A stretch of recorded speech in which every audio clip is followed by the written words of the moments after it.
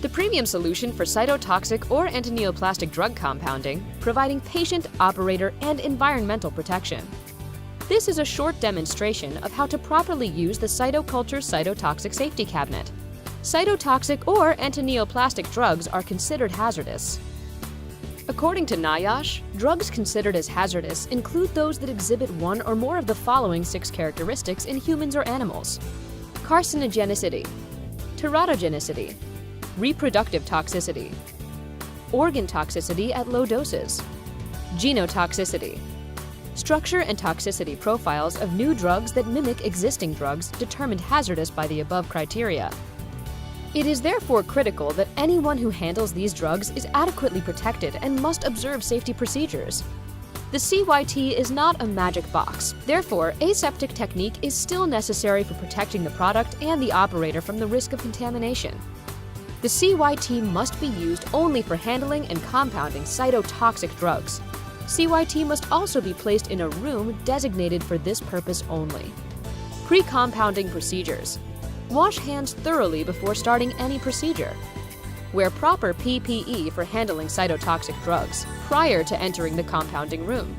Click the link below to know more about proper PPE donning and doffing. Start up operation. Raise the sash to the indicated normal operational height. The lamp will turn on when the height is reached. Turn on the fan by pressing the fan button. Input the fan pin. Turning on the fan will also start the warm-up procedure. During the warm-up procedure, all the buttons are not operational. Allow the cabinet to purge any contaminant by allowing the blower to operate at least 3 minutes before and after using the cabinet. This is to remove the airborne contaminants from the work zone and to stabilize the cabinet airflow. Surface decontaminate the work area before using the cabinet. Ensure that the air intake and exhaust area of the cabinet is free from any obstruction. Ensure the front and back air grills are not obstructed by your arms or any other object. Surface decontaminate any items, including your arms or apparatus, with appropriate disinfectant before entering or exiting the work area. Place the waste container inside the cabinet work area. Place all items and apparatus in the safe working area.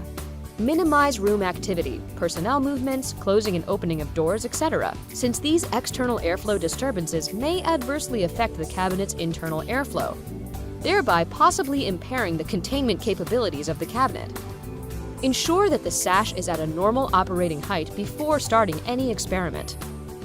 Adjust the height of the lab chair so that the shoulder is approximately level with the front sliding sash to give you better visibility of the work zone and ensure that your face is protected by the front sash. Working with the Cytoculture Cytotoxic Safety Cabinet.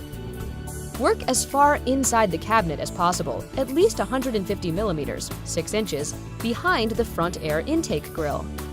While working in the cabinet, move your hands slowly and in a controlled manner. Rapid movements may disrupt the air barrier, allowing contaminants to escape or enter the cabinet. Minimize movement in the work zone across different areas. Leave the blower on for 3 minutes to purge airborne contamination from the work zone. Turning off the cabinet. Turn off the fan by pressing the fan button. Input the fan pin. This will also start the post-purge procedure. During the post-purge period, all the buttons are not operational. Lower the sash to the fully closed position. The sash can be lowered immediately after turning off the fan, as it will not interrupt the post-purge procedure.